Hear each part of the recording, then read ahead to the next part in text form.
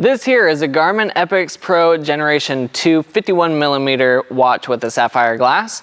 And this here is a Garmin Fenix 6X Sapphire. Now looking at the two watches, they look pretty similar from the outside, but inside there's quite a few changes, so let's talk about it. Now before I talk about these two watches, just want to make this easier for all of us, I'm going to be referring this to the Epix and this to the 6X. That way I don't have to say the entire names for both of them from here on out. Now for the Epix, I've had this for about 2 months now, and I've had the 6X for about 2.5 years.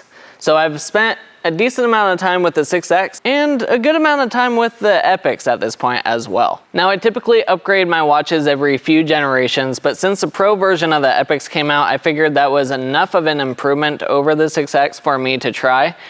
And being the Epix line, it's got a little bit different purpose compared to the Fenix lines. Now these two styles of watches are marketed a little bit different. The Epix being more for people looking for a smart watch, more flashy color type of person, and the Epix line being more for the outdoorsy people that need longer battery lives and they need to be able to see the screen better in certain situations such as sunlight. But from my experience, these two lines are definitely blending together, and I can see the next iteration of these being basically the same thing. Now, initially looking at these two watches, they are very similar. The size is the same. These are both 51mm, so the screen size is 1.4 inches. The weight is actually a little bit more in the 6X, but so slight of a difference you probably wouldn't notice it anyways. They both have the same water rating. They both use the same charge port. The majority of the look and feel of these two watches is the same. Now, if I want to be a little bit nitpicky, the corners on the 6X are rounded off a little bit more and they're not as catchy as what I've noticed with the Epix. These are kind of sharp, and at first I was wondering if at some point they could potentially scratch you, but I haven't had any issues with that. So overall, nothing too significant there. Now the major difference between these two devices is that the 6X has a transflective MIP screen, whereas the Epix has an AMOLED screen. Now on the MIP screen, the pixels are 280 pixels, whereas on the AMOLED screen, it is 454 pixels. So the resolution is definitely a lot more crisp in the Epix, and I will talk about that more when we get to the maps section. Now on paper, the MIPS is supposed to be easier to see in sunlight compared to AMOLED, and in reality, I haven't really had an issue seeing the AMOLED in any type of lighting situation. Now, sometimes looking from certain angles, it is a little bit more difficult to see the screen, but really it hasn't been that much of a problem. In most cases, I can turn my wrist just a little bit and I can see it just fine. Now, one of the neat features about the Epix that you've probably seen people talk about is the flashlight, where all you have to do is double tap this and the light comes on. This surprisingly is very helpful, especially at night if you're trying to walk around the house in the dark, have to go to the bathroom in the middle of the night, whatever it is. The one thing that I wish is the flashlight was on the side facing the direction of your wrist, because I think that would make it easier to be able to point your hand at what you want your flashlight to shine at instead of walking around like this. But I believe it's here because if you're running at night, it's probably flashing on the ground or behind you so that if there's anyone driving behind you, they can actually see you. That's my guess. I don't know if that's the reality of it, but to me, that part makes sense. Now, one of the things I really was interested in when it came to the Epix is that it has the touchscreen capabilities, and I definitely thought that would be a much more important thing than it is. And in reality, for me, it's actually become more of a hindrance in a lot of cases, and I have it turned off the majority of the time. The only time that I like the touchscreen is when I'm using the map while navigating for activities. Other than that, the touchscreen is super annoying. If I'm wearing a long sleeve shirt, sometimes that's changing what's on my screen. I have taken showers with this, and the shower water have deleted widgets off of my watch, which is really annoying when you have folders with metrics that you want to be able to see and they're just gone. So I have it turned off so that doesn't happen anymore. And now it's just like having my old 6X where I just use my buttons to navigate the different menus. Now, one of the reasons that the Pro version sold me is because I looked at the battery specs online compared to the 6X, and I was like, hey, this actually looks like a decent improvement, and it's got the brighter display and touch features and all that type of stuff, so it might be worth giving it a try. What Garmin says on their website versus real life usage definitely varies. So for me, I exercise about an hour per day, 4 days a week, and then on the weekends I'm doing other activities that typically require a lot of GPS, like hiking, backpacking, snowboarding, etc. So the weekends is where I use up a lot of battery life. On my 6X, after 2 years of using this, I have to charge this every 6 days, and it's been pretty much 6 days since the day I bought it. Whereas the Epix, when I have the always on display on, it's every 8 days I charge this. When I had it on gesture mode, then it was 16 days for me to charge this. Now, I personally thought I would leave it on gesture mode all the time, but I discovered that the gesture mode is not as sensitive as I would like. I would actually have to do a pretty exaggerated wrist flick for it to show the data that I need. And for my work, when I'm working with clients and stuff, a lot of times I have a timer going on my watch and I'm side glancing at it as I'm working with my hands and doing other stuff. And having the display turn off and not being able to see the timer and the watch and the clock, it's really annoying because I would try and do like a little twist like this and I wouldn't get anything. So now I just leave the always on display on, and I've had no issues since. Now the Epix actually comes with a lot more activities built into it and available for it compared to the 6X. So for instance, we've been getting into pack rafting, which is kind of like whitewater kayaking. The Epix has a mode for whitewater kayaking, whereas the 6X only has kayaking. Those are a little bit different activities, so it's nice to be able to have the metrics and the features for more specific activities. But for a lot of cases, you could probably build out your own custom modes and activities and you'd probably be fine. It's just nice to have them already pre-built. The Epix has also come with some new metrics like endurance score and hill score, which I'm not quite sure what those are actually for. I have data on them, but I can go do a 20-mile hike with 6,000 feet of elevation gain in less than 10 hours. But according to my watch, trying to do 100-foot mini hills in my neighborhood might be very stressful to my body. So I really don't know what that data is trying to tell me, nor do I pay any attention to it whatsoever. The Epix also has a lot more metrics for when you're doing activities as well, such as for your running activity. A lot of the metrics that you would get with a chest strap is now being recorded just from this. So that's actually pretty cool because I don't like having to wear a chest strap if I don't need to.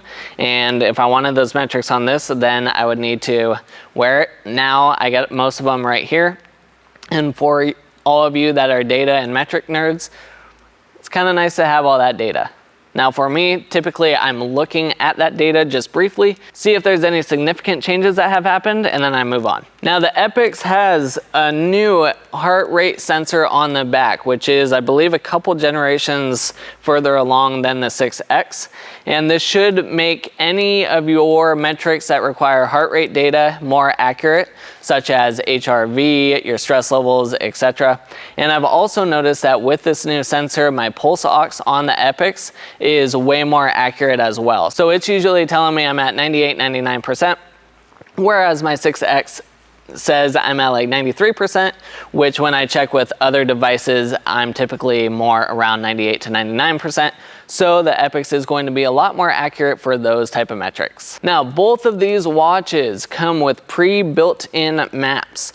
Now, the difference though is you get 454 pixels on your screen for the Epix, which means you get higher resolution, and with the color screen, you just see a lot more detail, which is one of the main reasons why I really like this watch.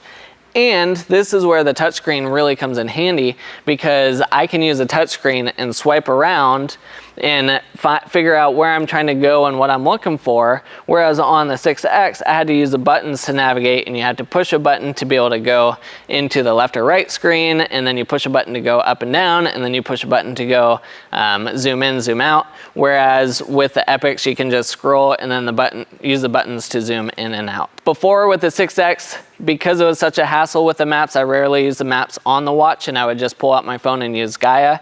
Now I don't really use Gaia as much anymore, because with my watch I can just look down, move the map around, see where I'm at, and I can move on without having to slow down. Now let's get down to the important comparisons. I did a few activities where I wore both of these watches, and let's go compare them side by side to check out the heart rate and the GPS sensor to see just how accurate they are, and if there is a big difference between the two watches or not. All right, I have a few activities where I wore both the Epix Pro and the 6X, and we'll go through them and compare the GPS data and the heart rate data and see just how similar they are, or if there's a big significant difference, and whether the upgrade is worth it. So this first one here was a pack rafting trip, and right here on the GPS graph you can see in orange is the Epix and in the blue is the 6X.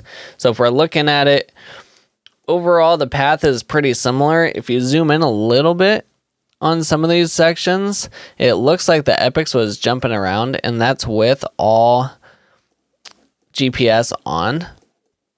But overall, the path is very similar. There's not a whole lot of differences, so that looks pretty good. So when it comes to heart rate, I'm looking for a similar looking pattern, because these aren't going to be as accurate as having a chest strap.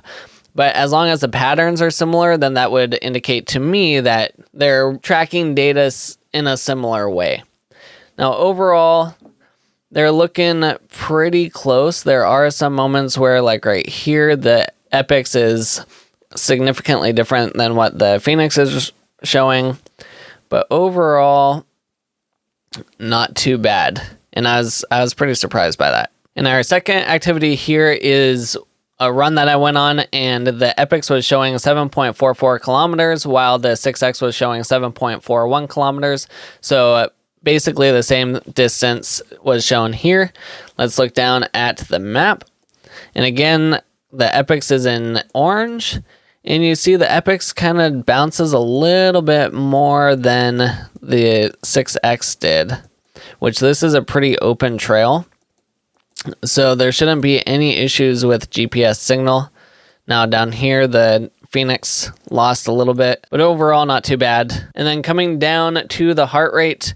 Now the heart rate pattern looks basically exactly the same. There might be some little tiny spikes here and there where it's like right here is 3 points different, but overall, I wouldn't say there's any significant changes at all in this graph. Now the third activity here is a 27-minute circuit training workout that I did. And for this, I'm basically just looking at heart rate data to see how close they are.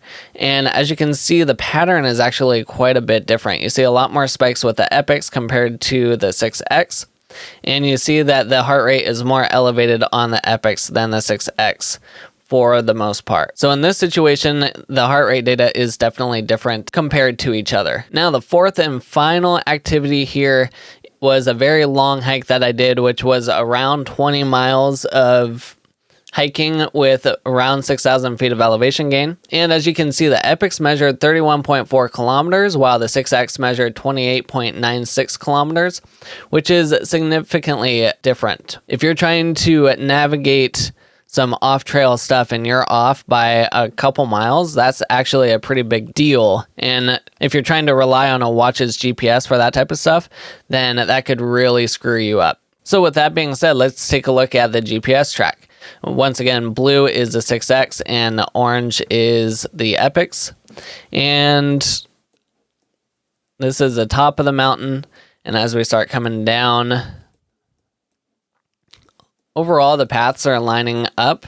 So once you start getting into the trees, then you start to notice that the GPSs start jumping. The Epix stayed on course pretty well while the 6X was bouncing around. And then the further down I went, the more it was bouncing around. The 6X is all over the place here, and the Epix had a better connection with the satellites. So in this situation, the GPS on the Epix is way more accurate and is way more consistent with the beta for these routes. And that's pretty important for me when I'm doing anything more extreme like this hike. And then as we look at the heart rate data, overall the heart rate data is actually pretty similar. The patterns that I'm looking at are very similar. There is, once again, some spikes here and there.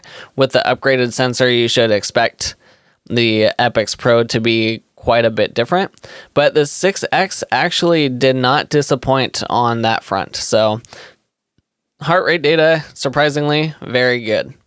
And when you come down here and you see the final results, elevation is pretty similar. Calorie burn over that extended time, almost 13 hours, is 7 calories off. So that's dang near spot on. The average heart rate and the high heart rate, those are both spot on. The only difference here that ran into was basically the GPS connection. So overall, across the 4 different activities, the 6X handled very well compared to the Epix. And since I thought the Epix would be significantly improved in a lot of these sensors, it's kind of interesting to look back and see that the 6X really isn't too far behind these newest and latest devices. All right, so to be honest, after the first 2 weeks with the Epix, I was actually kind of regretting getting it because I had the gesture mode on, I was losing widgets in the shower, I was just really frustrated with the way the watch was acting because I would lose the stuff that I spent time setting up, and not being able to see the clock when I needed to without doing a very exaggerated wrist snap was very annoying. But I made some changes. I turned the gesture mode off and I have it as always on now. And I turned the touchscreen off and I've had no issues ever since. And I've tried going back to the 6X, and because of the vibrancy of the Epix, it's very hard for me to look down at the 6X and enjoy the screen. And I know that sounds kind of weird, but if you have the two in your hands and you test them both out, you would totally understand that the Epix is just a lot more vibrant and easier on the eyes, and I enjoy that. Plus, I really like having the map on my watch because it's easier to navigate with it there than having to pull out my phone all the time, especially in tighter terrain. Now, if you're someone that's on the fence and you're trying to figure out, should I wait or should I pull the trigger on the Epix now?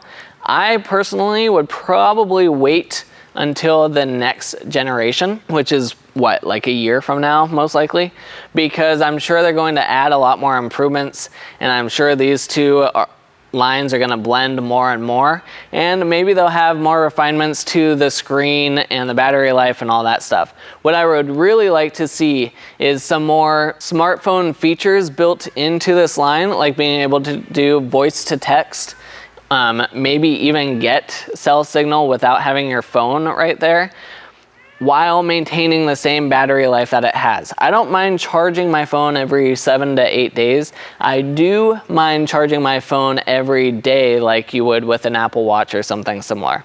So I like this watch. Is it a necessary watch to upgrade to if you have the 6X? Probably not.